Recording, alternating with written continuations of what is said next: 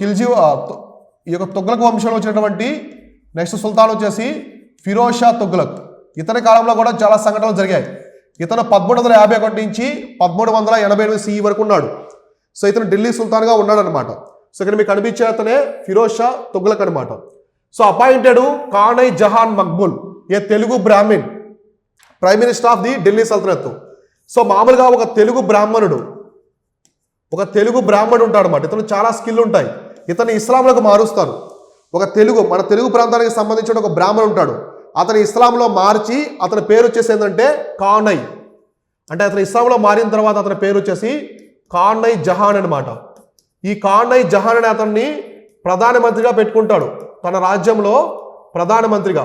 కాబట్టి ఫిరోజ్ షా తుగ్లక్ యొక్క ప్రధానమంత్రి అంటే ఒక తెలుగు బ్రాహ్మణుడు, తెలుగు ప్రాంతానికి సంబంధించిన బ్రాహ్మణుడిని ఇస్లాంలోకి మార్చి అతనికి పేరు పెట్టి కానై జహాన్ అని పేరు పెట్టి అతన్ని తన ప్రధానమంత్రిగా పెట్టుకున్నాడు. ఎవరు? ఫిరోజ్ షా తుగ్లక్. అలానే ఇతను ఆ principle of hereditary to the army and nobility అంటే సైనిక అధికారులు అంటే సైన్యానికి సంబంధించి, ఇంకోటి మేధావులు మత పెద్దలు ఉంటారు కదా. సో మత పెద్దల్ని వారసత్వంగా తీసుకొచ్చాడు. ఇతను వారసత్వం చేశాడు. అంటే ఇక్కడి నుంచి సైనిక అధికారులు, మతాధికారులు, మత పెద్దలు, మేధావులు అంటే సలహాదారులు ఉంటారు కదా రాజ్యంలో, వీళ్ళందరూ ఇక్కడి నుంచి ఏంటి వారసత్వంగా వస్తారు. స్కిల్స్ని బట్టి రారు, వారసత్వంగా వస్తారని చెప్పాడు అనమాట. ఓకేనా, ఇది ఒకటి. Next thus the ఇక్తా system was not only for revived but also made hereditary. So ఇక్తా system అనమాట. ఇక్తా వ్యవస్థ. సో ఇక్తా వ్యవస్థ అనేది మనకి ఇల్టుట్మిష్ కాలంలో వస్తుంది. ఇక్తా వ్యవస్థ అనమాట. ఈ వ్యవస్థని ఈయన కంపల్సరీగా కాకుండా వారసత్వంగా కూడా చేశాడు. వారసత్వం చేశాడు ఇక్కడ నుంచి ఇక్తా సిస్టమ్ని కంపల్సరీ కాకుండా దాన్ని ఇంకా బాగు చేసి ఆ వ్యవస్థని పటిష్టం చేసి వారసత్వంగా చేశాడు. దీన్ని మనకి ఇల్టుట్మిష్ కాలంలో తీసుకొస్తారు. ఇక్తా సిస్టమ్ అనేది అప్పుడు తీసుకొచ్చాడు అనమాట. అంటే కొంచెం మత పెద్దలకి, అధికారులకు ఎక్కువ ఇంపార్టెన్స్ ఇవ్వడు ఇటువంటి సిస్టమ్. తర్వాత మాలిక్ మహమ్మద్ జైసీ. సో ఇతర కాలంలో ఉన్నటువంటి ఒక గ్రంథం మాలిక్ మహమ్మద్ జైసీ అనే అతను మాలిక్ మహమ్మద్ జైసీ అనే అతను ఒక గ్రంథం రాస్తాడు. సో అది పద్మావతి అనే గ్రంథం రాస్తాడు అనమాట. పద్మావతి. సో మీరు మూవీ కూడా చూస్తారు కదా పద్మావతి అని. ఈ గ్రంథాన్ని రాస్తాడు. ఇతను ఎక్కడ ఉంటాడంటే ఈ మాలిక్ మహమ్మద్ జైసీ అనే అతను జాన్పూర్లో ఉంటాడు. జాన్పూర్లో ఉంటాడు. ఈ జాన్పూర్లో ఉండే ఈ మాలిక్ మహమ్మద్ జైసీ అనేది పద్మావతి అని రాశాడు. పద్మావతి అనే గ్రంథం ఏంటంటే చిత్తూరు రాజ్యం అంటే చిత్రగఢ్ ఉంటుంది, అది మనకి రాజస్థాన్లో ఉంటుంది. దాన్ని రాజా రతన్ సింగ్ అతను పరిపాలిస్తూ ఉంటాడు. ఆయన యొక్క భార్య వచ్చేసి పద్మావతి అనమాట. అల్లావుద్దీన్ ఖిల్జీ ఆ రాజ్యం మీద దండయాత్ర చేసి ఓడించాడు, రతన్ సింగ్ని ఓడించాడు. అయితే ఆ పద్మావతి అనే ఆమె ఆ ముస్లిం పాలకులకి ఉంపుడు గతిలా ఉండకుండా ఆ రాజ్యంలో ఉన్న మహిళలందరూ కూడా జౌహార్ అంటారు అనమాట. అంటే ఒక పెద్ద మంటలో దూకి చనిపోతారు, వాళ్ళ ఆహుతి చేసుకుంటారు. సో ఆ స్టోరీ అంతా కూడా రాసింది ఎవరంటే మాలిక్ మహమ్మద్ జైసీ అనే అతను రాశాడనమాట. ఓకేనా. సో అతను జాన్పూర్లో ఉండేవాడు ఈ కాలంలో. So prohibited practice of Muslim women going to worship అనమాట. అంటే మహిళలు పూజించుకునే దాన్ని రద్దు చేశాడు. అంటే ఇస్లాంలో మహిళలు ప్రార్థనలు చేయకూడదు. సో మహిళలు ప్రార్థన అనేది చేయకూడదు ఇస్లాంలో అని చెప్పేసి మహిళల్ని బాగా ఇరికించారనమాట. అంటే ఇరికించడం అంటే వాళ్ళ యొక్క మహిళల సాధికారతను దెబ్బతీశాడు. మహిళలకు ఎలాంటి హక్కులు లేకుండా, స్వేచ్ఛ, ఇలాంటి ఫ్రీడమ్ లేకుండా చేశారు. అంటే ఇతను కూడా ఆర్థోడాక్స్ ఇస్లాంని ఫాలో అయ్యాడు. అల్లావుద్దీన్ ఖిల్జీ లాగే ఆర్థోడాక్స్ ఇస్లాంని ఫాలో అయ్యాడు. మహిళల యొక్క సాధికారత లేకుండా వాళ్ళు అణగదొక్కడము ఇటువంటి విషయాలు చేశాడనమాట. సో ఇతను కూడా హిందువుల పట్ల చాలా ఆగ్రహం వ్యక్తం చేసి వాళ్ళ మారణహోమం సృష్టించాడు. హిందువుల పట్ల చాలా హింసించేవాడు హిందువులని, ఫిరోజ్ షా తుగ్లక్ కూడా. ఓకేనా. సో ఇలా ఇంకా మనం గమనిస్తే ఫిరోజ్ షా తుగ్లక్ సంబంధించి మేడ్ జిజియా సపరేట్ ట్యాక్స్, జిజియా పన్ను అనమాట. సో జిజియా పన్ను అనేది ముస్లిమేతరుల మీద వేసేవాళ్ళు, అంటే హిందువులు జిజియా పన్ను కట్టాలి. దాన్ని సపరేట్ పండుగ చేశాడు. ఇంతమంది కలిసి ఉండేది వేరే పన్నుల్లో, దాన్ని సపరేట్ పండుగ చేశాడు. హిందువులంతా కూడా జిజియా పన్ను కట్టాలి. ముస్లింలు కాని వాళ్ళంతా కూడా జిజియా పన్ను కట్టాలని చెప్పేసి మ్యాండేటరీ చేశాడు. So earlier it was part of land revenue. So ఇంతకుముందు ఈ జిజియా పన్ను అనేది భూమి శిస్తులో భాగంగా ఉండేది. ఇప్పుడు ఇది సపరేటు చేశాడనమాట. Only children, women and disabled అంటే పిల్లలు, మహిళలు, దివ్యాంగులు వీళ్ళు మాత్రమే జిజియా పన్ను కట్టాల్సిన అవసరం లేదు. మిగతా వాళ్ళంతా జిజియా పన్ను కట్టాల్సిందే. మిగతా వాళ్ళంతా కూడా జిజియా పన్ను అనేది కట్టాలి. ఆ జిజియా పన్ను కూడా హిందువుల మీద వేశారు, హిందువులు కట్టాలి. తర్వాత వచ్చేసి అరేంజ్డ్ వాల్ పెయింటింగ్స్ అంటే చిత్రలేఖనాలని రద్దు చేశాడు. ఎందుకంటే ఇస్లాంలో చిత్రలేఖనం ఉండదు. సో కానీ మొఘల్స్ ప్యాటరైజ్ చేశారు.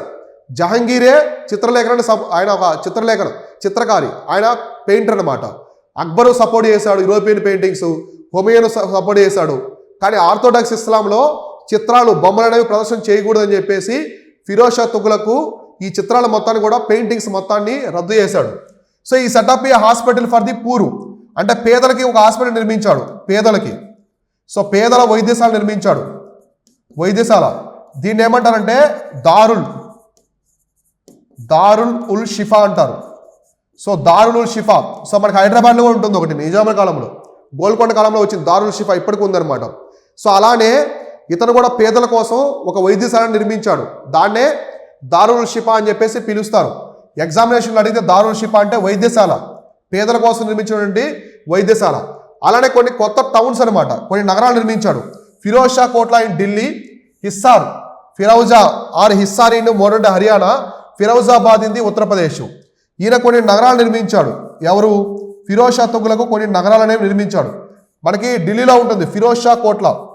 అంటే ఫిరోజ్ షా, ఇప్పుడు అరుణ్ జైట్లీ స్టేడియం ఉంది కదా, దాని పాత పేరు ఫిరోజ్ షా కోట్లా స్టేడియం, ఆ ప్రాంతం అనమాట. ఫిరోజ్ షా కోట్లా అని చెప్పేసి ఒకటి, ఇది ఢిల్లీలో ఉంటుంది. సో ఇక్కడ ఒక నగరాన్ని నిర్మించాడు. నెక్స్ట్ ఇంకో నగరం ఏంటంట, నెక్స్ట్ హిస్సార్ అనమాట. ఇప్పుడు హిస్సార్ అంటాం కదా మనం, హిస్సార్. సో ఇది హర్యానాలో ఉంటుంది. సో ఈ నగరాన్ని కూడా నిర్మించింది ఎవరంటే ఫిరోజ్ షా తుగ్లక్. నెక్స్ట్ ఫిరౌజాబాద్. సో ఫిరౌజాబాద్ ఇది ఉత్తరప్రదేశ్లో ఉందన్నమాట. ఉత్తరప్రదేశ్లో ఈ మూడు నగరాల్ని, సో ఈ మూడు నగరాలు నిర్మించింది ఎవరంటే ఈ యొక్క ఫిరోజ్ షా తుగ్లక్ అనమాట.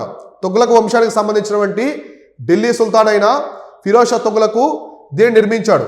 సో అర్థమై ఈ నగరాలను నిర్మించాడు అనమాట. ఓకేనా, ఇవన్నీ చూసుకోండి ఆయనకి సంబంధించి. నెక్స్ట్ వచ్చేసి సెటప్ న్యూ డిపార్ట్మెంట్స్, కొన్ని కొత్త విభాగాలు కూడా తీసుకొచ్చాడు ఫిరోజ్ షా తుగ్లక్.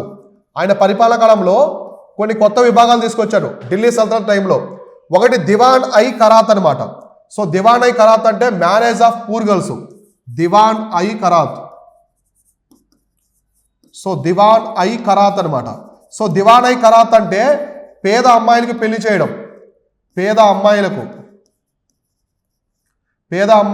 పెళ్లిళ్ళ విభాగం అంటే పేద అమ్మాయిలకు పెళ్లి చేసే బాధ్యత ఈ డిపార్ట్మెంట్ అనమాట.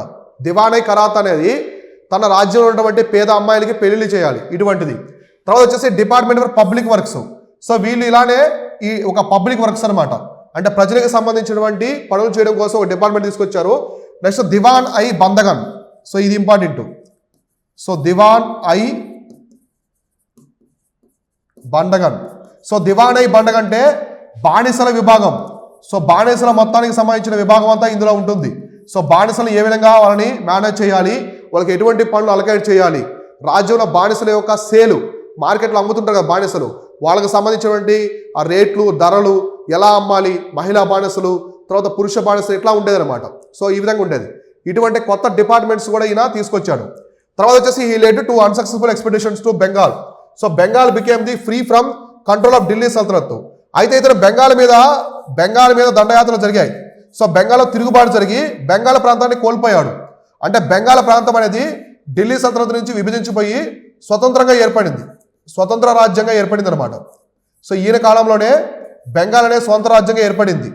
సో మన బెంగాల్ సుల్తాన్లు అంటాం కదా, మనకి యూరోపియన్స్ వచ్చే టైం వరకు ఉంటారు, బ్రిటిష్ వాళ్ళ వరకు, సిరాజుద్దౌలా వాళ్ళంతా ఈ కాలం నుంచే వచ్చారనమాట. అంటే బెంగాల్ సుల్తాన్లు సపరేట్ అయిపోయారు, ఢిల్లీ సామ్రాజ్యంతో సంబంధం లేకుండా ఈ ఫిరోజ్ షా తుగ్లక్ కాలంలోనే బెంగాల్ అనేది కొత్త సామ్రాజ్యంగా ఏర్పడింది. కాబట్టి ఢిల్లీ సుల్తాన్లో ఉన్నటువంటి బెంగాల్ని కోల్పోయాడు, ఆ యుద్ధంలో ఓడిపోయారు. వీళ్ళు ఓడిపోయి అది కొత్త రాజ్యం ఏర్పడింది బెంగాల్ ప్రాంతం అనేది. సో ఎవరి టైంలో జరిగిందంటే ఫిరోజ్ షా తుగ్లక్ కాలంలోనే ఇవన్నీ జరిగాయి. తర్వాత వచ్చేసి ఈ డెవలప్ అయితే రాయల్ ఫ్యాక్టరీస్ కార్ఖానాలు.